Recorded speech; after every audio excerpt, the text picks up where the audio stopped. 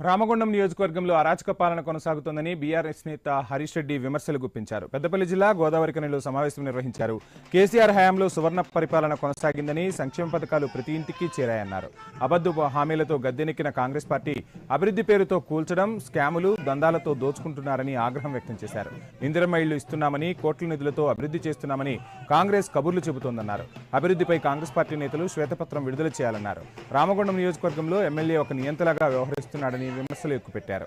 రామగుండం నియోజకవర్గంలో ఎమ్మెల్యే ఇక్కడ బూడిద, ఇసుక దందాలు చేస్తూ ఖజానా నింపుకుంటున్నాడని ఆరోపించారు. ఈ విషయంలో ప్రశ్నిస్తే బెదిరింపులు, కేసులు పెడుతున్నారని విమర్శించారు.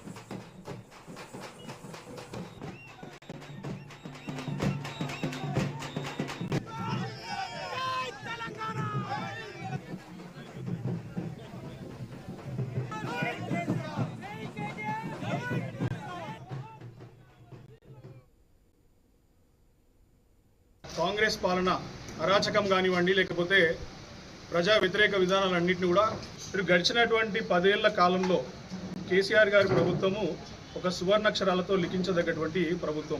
ఆ వేళ జరిగినటువంటి సంక్షేమ పథకాలు కానీ, అభివృద్ధి పథకాలు కానీ ప్రజలందరికీ ఎరికే. గడిచినటువంటి 18 నెలల కాలంగా జరుగుతున్నటువంటి అరాచక పరిపాలన ఏంది అనేది మీ అందరికీ ఎరికే.